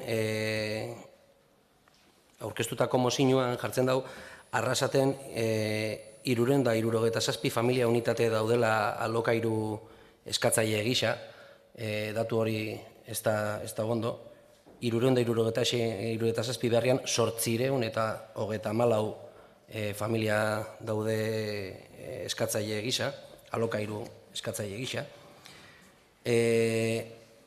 Etxebizitza eskatzaile gisa, 700 alokairuan. Hor jartzen dau 221. Osea, datuak are eta gordinagoak dira Arrasateren kasuan. Eustaten agertzen dien datuen arabera. Hor, eurak egindako mozioan, akats txiki bat dago, beste herri bateko datuak jarri dituzte. Arrasateko datuak dira, etxebizitza eskatzaileak 800 eta 34 diela, horietatik 700 alokairuan. Eta 35 urtez azpiko gazteen diru sarrerak jartzen daudiela 14.979, baina errealitatean Arrasaten dire 14.322 euro, are gutxiago. Orduan, nahiko nabarmen gelditzen da, eta nahiko argi usten dute datu hauek Arrasateren egoera mozioan jartzen dagoena, baina okerragoa dela. Askoz ere tensionatutagoa dagoela Arrasate gaur egun mozioak esaten duena baino. Horregatik eta ados gaudelako Stop Desahuciosek egiten duen eskaerarekin eta berriro ere eskertuz Arrasateren alde eta Euskal Herrian bebai egiten duten lan guztiaz guk alde bozkatuko dugu. Eba, Uin. Bai, nire aldetik eskerrak ematea egunero egiten duzuen lanagatik eta mozio hau plenorak hartzagatik eta alde bozkatuko dugu ere. Eskerrik asko. Ander Garai. Bai, arratsaldeon danoi berriz. Goizian egon gara hizketan Stop Desahucioseko gaur mozioa aurkeztu dauen pertsona Juan Luis eta nik azaldu dotzat pixkatez gure bozka zein izango dan eta zer gaitxisa eta oin pixkat azalpen motz bat emango temen. Irakurtzen badugu mozioa eta muina eta justifikazioa eta kepak datuak ezberdinak eman dabe ez da realitatea aldatzen adosgaz Arrasaten arazo badauela. Etxe bizitzarena hori ez dugu gordeko, ez dugu esango ezer konstiente gara eta konstiente izan gara lehen hau bai, eta nik uste dut gaurko mozioan eskatzen dagoenaz aparte, beste lanketa sakon bat bai beharko dauela, jarri zien diru laguntza lerruak bere garaian gaztiendako, Jaurlaritzarekin ahalegindu zen negoziatzen baita gaur ja realitate da, baina lehen ospitalatzean zauen gunean etxiak behingoz itxia, etxe bizitza sailari baitza eskatu jakon sindikatuen etxian 12 etxe bizitza eta zinala ateratzia, saiak erakin diez, konstiente gara alegin danek ez dauela eman esperotako fruituak, uste dugu fruitu batzuk bai eman dauela, hortik hortik jarraitu beharko gauela, badauko Arrasatek baitza aukera bat, bertan justifikazioetan etxe bizitza alokatzeko eskaintzen diren igezin kopurua ez da nahikoa udalerriaren eskaerari erantzuteko hori argi da ez, eta uste dugu aukera egon aldala etxe bizitza kopuru hori haunditzeko, hor badau polmetasan zail bat etxe bizitzak inaldiesenak, alegindu gara bere garaian udala saltzen ez da ulertu, nik uste dut bizesarekin ero etxe bizitza departamentuakin hitz egin da, aukera egongo zala lanketa bat itxeko, nik uste dut hortik bideratu behar diela, ez? Esaten dagoenaz aparte, etxe bizitza politika itxia, hor gu adosgaz, baina hori esan da, aurrekoa esan da, eta mozio hau estatuko etxe bizitza legearen gaineko mozio bat izen da, ez toten gainauko jakina da EAJaren posizioa estatuko etxe bizitza legearen gainean zein dan, gure ustez 12.2023 legeak estatuak eskumena gainditzen ditu eta urratzen ditu Euskadirenak. Eta EAJ beti egon da Gernikako estatutuaren kumplimentua betetzeko eta hortan jarraituko dugu eta desde luego gure inbasio kompetentzial bat dan lege baten barruko mozio bat izen da aldeko bozka ez dotzagu emango. lehen hau esandako dana aurkakoa beste zotzago emango abstenitu ingo gara. Eskerrik asko. Bate gehiago. Bani pertsonalki gureko nauke baitza eskerrak ematea espot desauzio zeri. Ezagutzen dotelako lehen pertsonan nola bizi duten pertsona askok bere etxe bizitzen egoera, eta eskerrak ematea. Eta tasetara bueltatuz eta simil bat eginez, neurriak esartzea daukogun, arrixean daukogun egoeraren aurrean, da gehien daukonak gehiago irabasteko aukerak ematea. Horrek izan di orain arte egin dien politikak, eta holan daukogu errixa daukogun bezala, eta holan daukogu zailtasunak dauzkogun bezala. Kontraesanetan, inbazio kompetentziala askotan ematen da, baina gauza batzuetan garrantzitsua batzuendako eta beste batzuendako ez. Inbazio kompetentzial batzu garrantzitsuak dira, baina beste batzuk ez. Eta lanketen inguruan hander, herri honetan azkenengo 8 urtetan ez da inolako lanketarik egin, ez etxe bizitzak gutxien daukienen eskuetan jartzeko, ez gutxien daukienak herrira integratzeko hirigintzaren bitartez, ez esateko polmetasari bestiei eta bestiai amplietako eta gehitzeko euren VPOak eta laguntzeko jendiai. Inolako lanketarik. Horregatik guk boskatuko dugu alde. Neurrixak hartu behar dielako lehen bailen. Ze herri honetan gazteak ezin dira emantzipatu. Herri honetan alokairuak heltzen dira 1.200 eurotara 3 etxe bizitzako etxe bat. Eta gainera ez die deklaratzen. 3 logelako etxe bizitza barkatu. Eta gainera ez dire deklaratu behiten. Eta horrek esan gure dau, geixen daukenak legeak izten dutela geixo irabazten. Eta hori da, gauza bat ekiditu behar dana. Eta ez da inbazio kompetentzial bat izango ikusiko duzu. Eta izaten baldin badabe, gure gaztiak eta gure familiak eta gure herrixen dauzen beharra daukaten pertsonak lehentasuna eduki behar dute. Eta horretik alde boskatuko dugu. Total.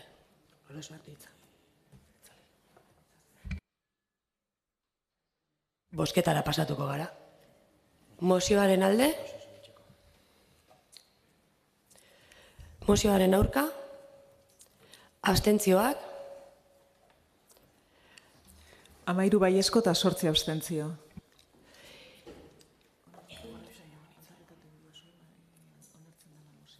Mozioa onartzen da. Bueno, bukatutzat eman aurretik, galde erreguetara pasatuko gara, eta hitz hartzeko eskubidea izango dute herritarrek.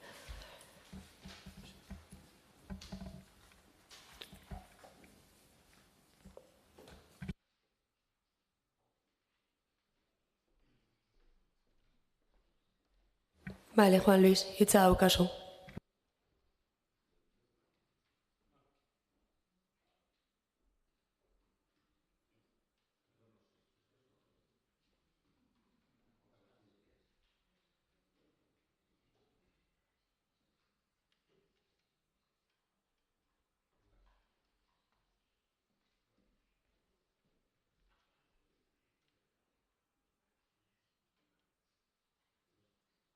Ahí, ahora sí, ¿se oye? Vale. Bueno, con respecto a esta moción, Arratsaldeon denoi, lo primero trasladar el agradecimiento a toda la corporación, a toda entera, los que han votado a favor y los que han abstenido, por dejarnos estar en el debate de esta moción de estos desahucios, ¿no? También, como ha dicho Kepa, queríamos aclarar algunos datos que por error de transcripción debemos de rectificar, ¿no? Que en la moción ponía, como ha dicho él, bueno, el precio del alquiler medio sí se corresponde con la realidad de Arrasate, 900 euros al mes, más o menos es la media que están los alquileres en Mondragón. Esto está visto desde el portal del idealista.es y de otras inmobiliarias locales, que por citaros algunos ejemplos, pues en la calle Arangoa, en Munar, tenemos el alquiler mensual en 725 euros, en el Revuelta 730, en Uribe Ausoa 1.000 al mes, San Andrés 900, Zarugalde 930, un bajo sin especificar la calle 950, eso está, podemos ver, es público, entráis en el Idealista y lo podéis ver, ¿no? Esa es la realidad a nivel de mercado, ¿no?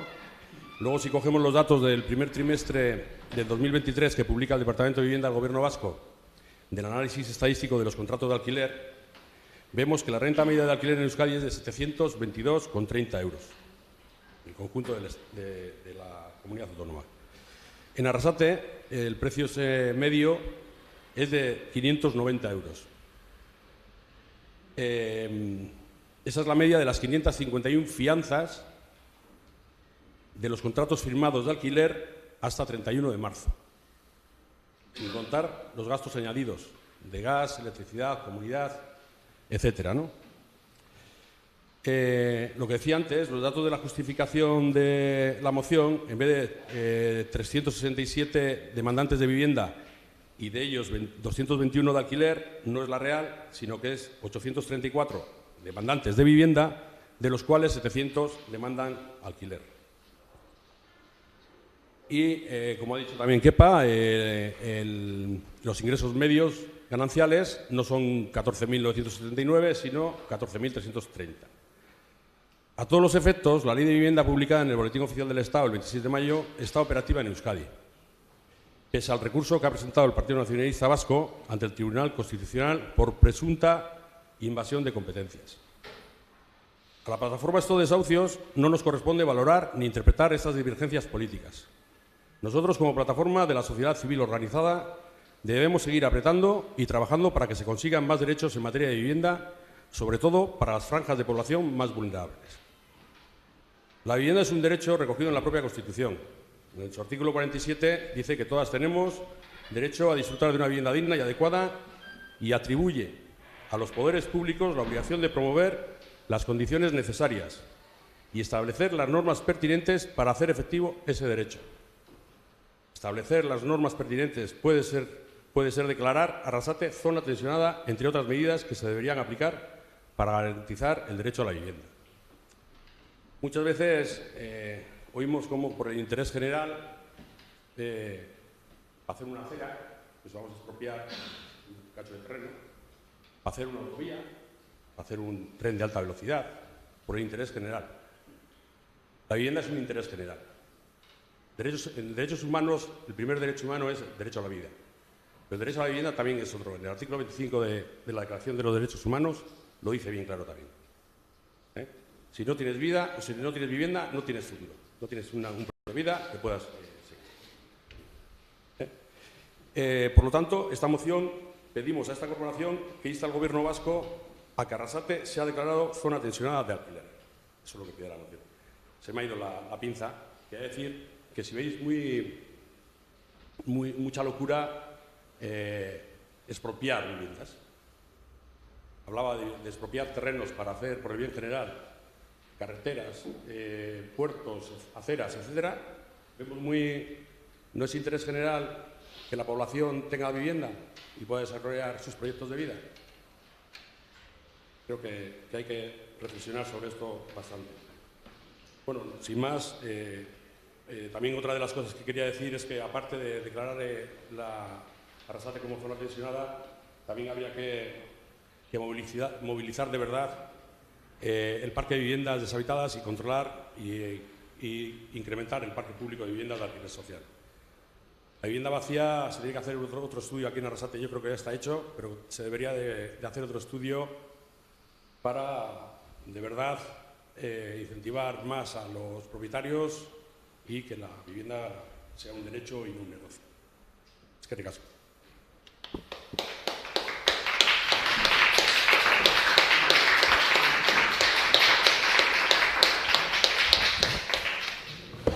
Beste norbaitek hitza hartu nahi du? Ander. Garai. Bai, gaiz pasata, Ja, galder reguetan gaz, ez? Galdera bat bakarrik ez, lehen komentatu da 7 egun pasau diela zizanetik legealdi berriza, ez dakit ideiarik daukotzuen gobernu plan estrategiko bat itxeko ez, itxeko ukitzen badozue zelan enbio zuen, parte hartzeakin, eskerrik asko. Bai, Garazi Etxeberria. Ai, parkatu. Parkatu, Aritz Murua. Nahi duzuen bezala.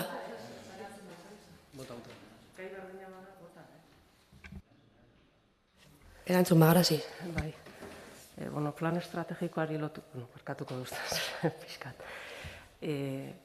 Guke valorazio propositibo bat deitzeko asmoa daukagu, plan estrategiko bat lotuta, eta zuk fetxak behin da berriz aipatzen dituzunez, ekarriko ditugu gupe behiratzen dugu hemerotekata.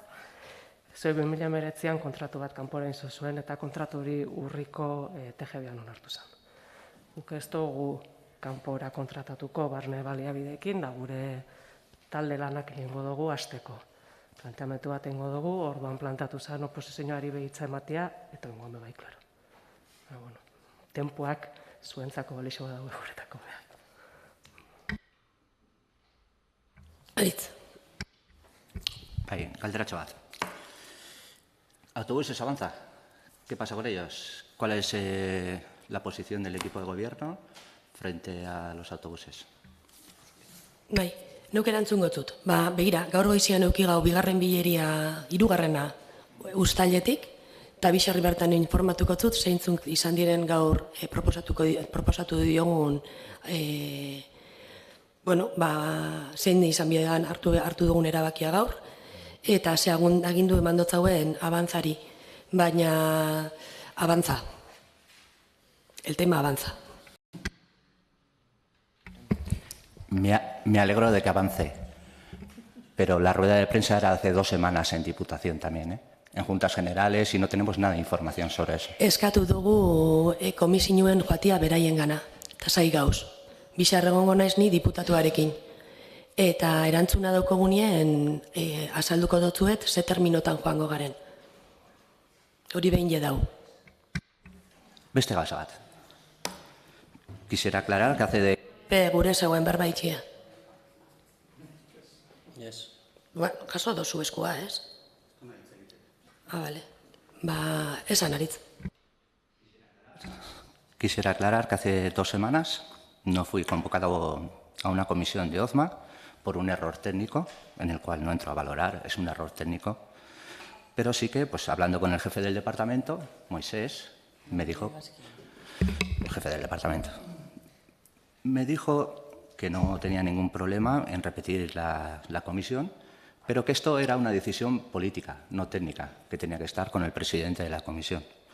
¿Vale? A lo cual, cuando salí de allí, me dirigí a donde ti, como bien sabes, Maidar, te hice la propuesta, me dijiste que lo tratarías en el grupo y que me darías una respuesta, la cual me dijiste, según Moisés, el jefe técnico del departamento, no era viable, no lo veía viable repetir la comisión. Te vuelvo a decir, estuve con él antes de estar contigo, con lo cual me mentiste a la cara.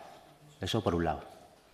Sí, claro, al decirme que Moisés no estaba de acuerdo, o tú o él me están mintiendo, uno de los dos. Bueno, sin más. Entonces, para que esto no vuelva a ocurrir, pues, no sé, considero que es una vulneración de mi derecho como concejal. 3 semanas después, 2 semanas y pico después, todavía no se me ha dado ni un descargo de la propia comisión, ni una respuesta en condiciones a lo que pasó en la comisión. Y pues creo que es una vulneración de mi derecho y de mi participación política en la comisión, sin más. Aikepa Urteaga. Ez, nik erantzungo du, ninaz bozera Maria eta Osmako lehendakaria ninaz. Orduan, Maidar ez da lehendakaria, ninaz lehendakaria. Bai? Vale. Baina, como ha contestado ya antes y me... Ja, baina berbain dozu nire gaiaz eta ninaz lehendakaria eta nik erantzungo zut. Erabakia nik hartu nebalako. Bai? Vale. Lehenik eta behin konbokatu izan zinan, Partidu Sozialistaren korreo elektronikora bidali zitzaizun konbokatorixea eta jakitun sare, badakit gainera jakitun sarela, eta danok gaude email horietan eta jartzen dau PSeko, Arrasateko PSeko korreuan konbokata zaudela. Hori lehenengo eta behin. Zuk eskatu omen zinun beste korreo batetara, eta, bueno, baina konbokauta Partidu Sozialista konbokauta dau. Uste dute horrela dala. Eta uste dut, zuzarela Partidu Sozialistako bozera maila eta parte hartzaia, orduan, konbokauta zaude. Hori alde batetik. Zuk eskatzen zinun komisioa errepikatzea. Komisio horretan hartutako erabakiak eta hartutako erabakiak edo emandako azalpenak hartuta daude. Osea, ezin ditugu berriro hartu erabaki berdinak bigarren aldiz zu bertan egoteko. Eta dena den, ni Maiderri trasladatu niona, eta Moisesi ere bai, izan zen, edozelan ere informatu ingo zitzaizula, nahi izan ezkero deskargo bat ingo zitzaizula, eta akta jaseko zinula. Eta urrengo batzordeko galde erreguetan aukera izango zinula, eukitzeko hitza, aurreko komisioan dudarik baldin bazeneukan, edo zehozer esateko baldin bazeneukan, esan alizateko. Astelenian euki ginen urrengo komisioa, bertan egon zinean, galde erreguetan ez zinen eserrez esan. Eserrez. Eta akta, bertan onartu zen, eta imaginatzen dut, ja, zure eskuetan egongo dala, orduan akta jaso duzu. Aurreko komisioko akta jaso duzu. Orduan informazio guztia daukazu, eta edozein kasutan, naizta informazio guztia euki dudarik izan ezkero, edozein momentan gerturatu zaitezke, eta aklaratu ingo da, aklaratu beharrekoa. Eta zuk, ni gainera nahi nuen, zuk galderreguetan hitz hartzea zehozer baldin bazen eukan, konstantzia eukitzeko aktan, baina ez zinun ez ebez esan astelenian. Ne harritu ditu indozta. Berriro ere zate hotzut, dudak dauzkazu, zehozer utzi nahi duzu, hitz hartu urrengo batzordean aktan idatzita gelditzeko, eta jazta, baina ez dugu errepikatu behar bilera bat erabakiak hartuta daudenean, erabaki berdinak berriro hartzeko, ez dauko logikarik. Ez dauko bater logikarik. Berriro behesate dutzut, aukera guztia daukozu, eskatu, eta emaningo jatzu informazioa badaukotzu, dena den. Zer berbain zan, dana, aktan dau. Esan aritz. Bai, gauzatxo bat bakarrik. ¿El descargo cuándo me lo vais a hacer? Ostras. Aktan daukazu? Dana, jode, ez. Zer da akta bat? Akta da, bilera batetan gertatukoaren txostena. Eta hori, danok onartu ginen aurreko asteleneko batzordean. Bertan, batzorde horretan, Ander zegoen, ez barkatu, Agurne barkatu, Agurne zegoen, Vicente zegoen, eta ez baldin bana oso bai, Mikel zegoen eta Eba zegoen. Eta onartu inzan, horrek esan nahi dau, akta onartuta dauenez, akta zure esku edokozula. Hori da deskargua. Deskargu pertsonalizatu bat nahi dozu, emango dotzut, ez dako tarasorik. Emango dotzut, pertsonalizatua nahi dozunean, juntatzen gare, esertzen gare, eta puntuz puntu berbaitzen dugu aktaz, eta esplikazioak emango dotzut. Ez dauko dudarik, ez daukot pegarik, baina berriro esate dotzut, ofiziala nahi baldin badozu izatia, zuk aitatu nahi zenitun gai hoiek, berriro ere urrengo batzordean, galderreguetan sartu itxen baldin badozu, ofizialki geldituko dira registrauta zure dudak. Nik uste dut, modurik egokiena hori dala zuk nahi duzuna bertan azalerazteko. Baina berriro ere diotzut, ingotzut deskargua eseriko gare eta puntuz puntu aklaro ingotzut. Te tomo la palabra. Te tomo la palabra, pero según las palabras de Maider no fueron esas. Las palabras de Maider fue el técnico ha dicho que no.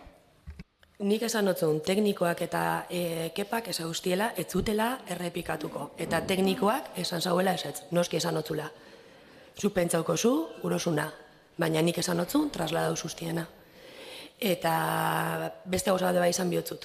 Guk debekatu eukide duen bezala tekniku eta hitz egitea pleno honetan, errespetu berdina eskatzen dutzuet. Vale.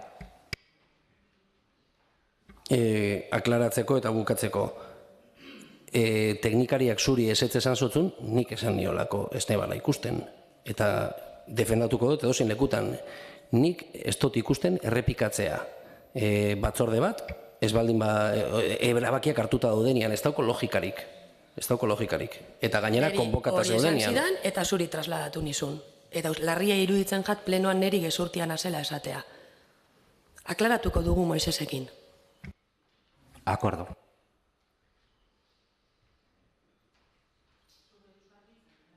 Hartu.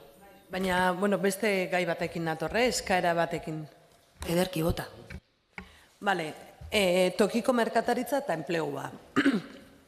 Ez dakit, guretzako nik uste dut, da bi batzordiak oso garrantzitsua diala, tokiko merkataritza eta enplegua, porque begiratzen dago Arrasateko jendia, Arrasateko dendat, Arrasateko bizitza orokorrian. Gainera, okerrez baldimanago, Morras Andria, Joan San Legealdixan, merkataritzarako batzordera tortzen zinan, eta beti esaten zinuan berdina. Tokiko merkataritza oso garrantzitsua zala, lan geixo hain bizala, lanketa geixo, zehozein bizala, Arrasateko herriarentzat. Bale. Hor ados. Oin, legaldi berri bate dago, eta bapatean dago tokiko merkataritza eta enpleguko batzordea bixa batera. Ongi. Bixa batea kontauta, 30 puntu, eguneko 30 puntu. Bale.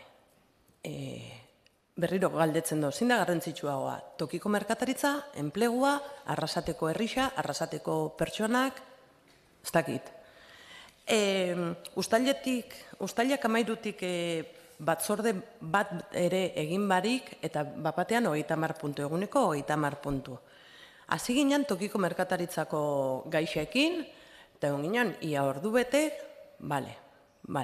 Gauza lantzeko gelditzu zian, ados. Enpleguko batzordea, enpleguko gaiak. Ordu erdixan, berri eman, enpleguko gai batzu, gainera jaso ginutzen, batzordea hasi baino, 24 ordu lehen hau. Ostras. Bai.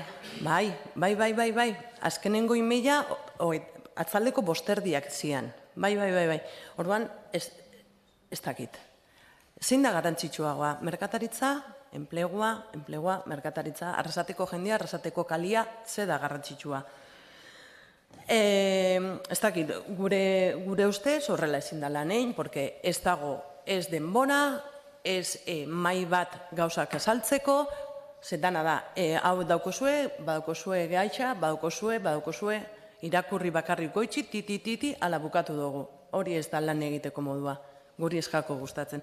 Orduan, guk eskari batekin gatoz, bai enplegua eta bai tokiko merkataritza, bakoitza bere batzordea ukitzia, ikusten dugu oso garrantzitsua dela. Bai Arrasate herriarentzat, bai Arrasaten bizitzen dienentzat. Hori da. Eskariaren inguruan nik ez dut uste plenua danik lekurik egokizena hau eskatzeko. Hor dau nire bugaregoa atia zabalik egunero. Badakit eskari hori eina dauela, baina ez dut uste plenua danik leku egokizena. Baina, jak esan duzun, erantzun ningotzut. Pasatu gara azkenengo 4 urteak merkataritza batzordean, gai zerrenda berdinakin. Nik ez dut ezaten, aktetan dau. Zuk ikusi gai zerrendak, guk legislaturi hartu gauenetik oinu 4 urte, eta azkenengo batzordera arte, eta ikusiko zuzea berdintasun dauen gai zerrendetan. Bapez. Orduan, askoz lan gehiago leikela, noski baietz. Zeintzuk dien garrantzitsuagoak, pertsonak, merkataritza, enplegua, danak. Ez baldin badago, gaitasunik, gaiak aztertzeko ikusiko dugu, nola ingo eiken, danok batera gai horrek lantzeko. Denbora gehiago behar baldin bada, jarriko dugu. Batzordeak inbierrien, 15 astero egin behar baldin badie, egingo die. Baina lan egin behar dugu, así que preparo zaitxese.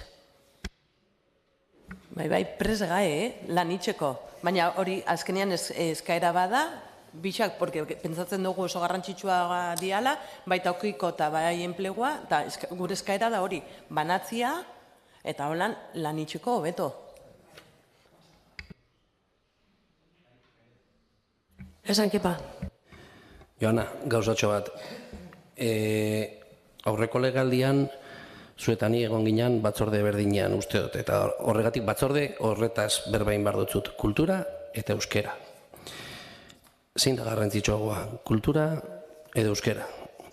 Zenbat orduko batzordeak egiten genituen? 2, 3, informazioa bertan ematen zitzaigun. Zorionez, gaur egun zuek informazio guztia aurretik daukazue. Dana.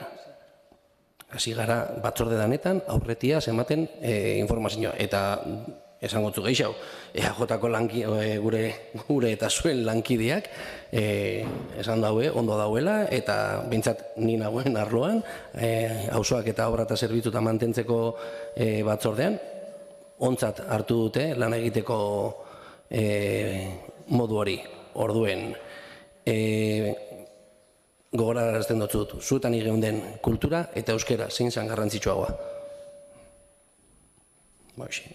Bai, bixak, arrazoia daukozu, bai. Baina, oin tokatze jat, eskaera bat itxia eta hori da nire eskaeria. Kontuen hartuko da oso,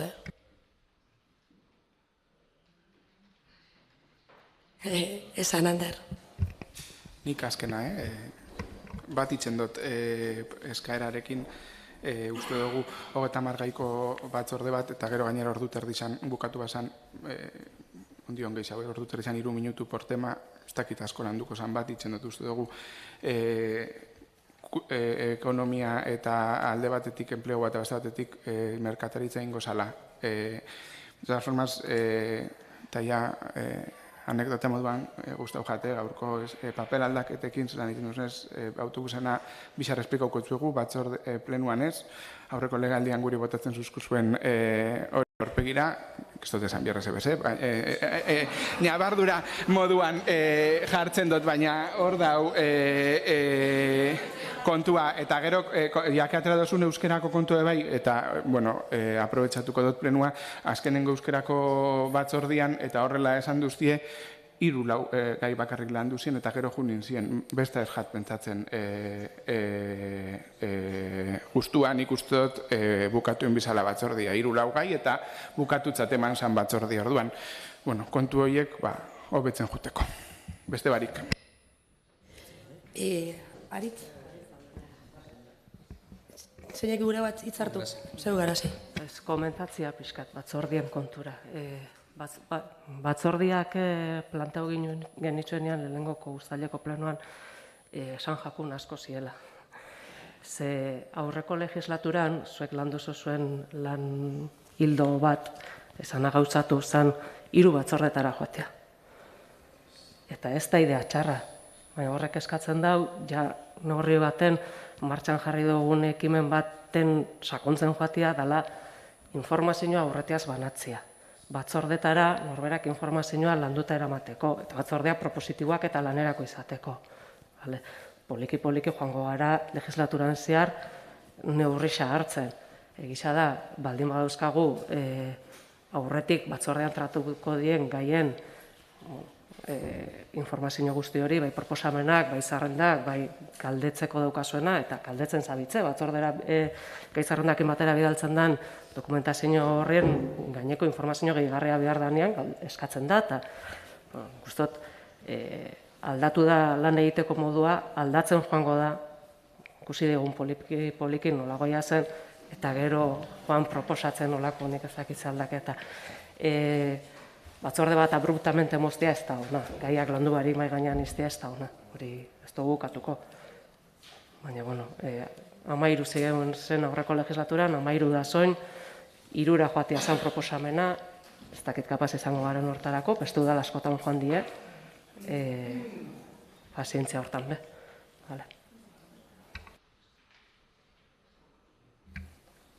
Gomis, ui barkatu, Jaime, bengoa. Bai, atzaldeon. Nire debuta da, eta...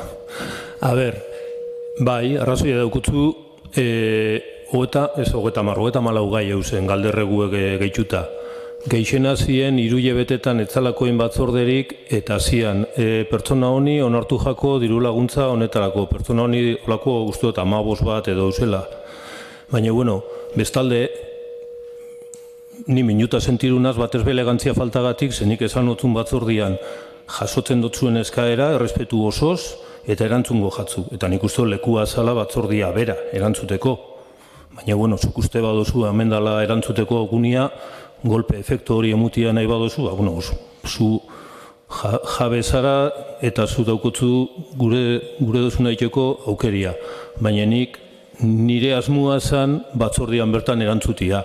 Igual ez dan gustoko izango nire erantzuna edo ez, baina usteot bidea hori dala eta nire laniteko modua hori da. Eta hola aurkeztu notzuen eta eskaini notzuen nire burua elkarrekin laguntzeko. Bertan hitz egindako zerbait, gero, hona ekarri behar badozue, ez dakizetako,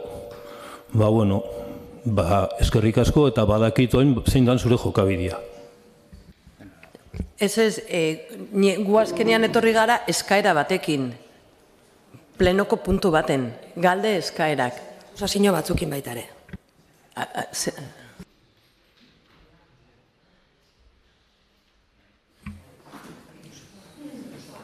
Joseba, espleta.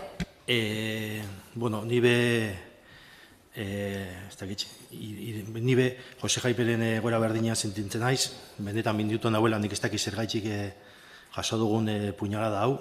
Euskara batzordean gertatu zanarena esplikazioa dauk eta munginon esplikazioa eta nik uste dut esplikazio oso potentia dukola, batzordia zeitzik amaitu izan eta zeitzik amaitu izan ordu horretarako, ez dago lekua hortaz eztabaidatzeko, baina berri doa Jose Jaime bere moduan berdin sentitzen naiz. Ez dakiz zertara datorren kontu hori. Ez dut ulertzen.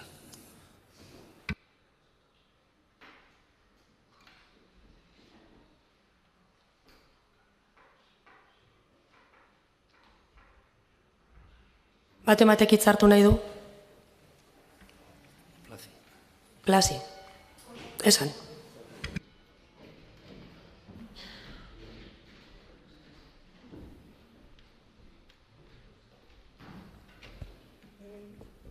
Kaixo, arratsaldeon. Lehen eta behin, zorienak eman behar dizuet, irabazle guztioi. Maide zure talde eta bai gure bari. Eta bestiok, eskerrik asko horre egoteagatik, eta animatu egin dut lan egiteko, baina lan ondo. Hasta ahora no se nos ha escuchado. Aquí tengo una cosa que lo he recogido de casualidad. Me refiero a la OTA. Estuve con el anterior gobierno y sigo con la OTA y estaré aquí hasta que las cosas mejoren. Que menudo marrón, Maide, menudo marrón nos ha caído. Pero bueno, poquito a poco se anda el camino.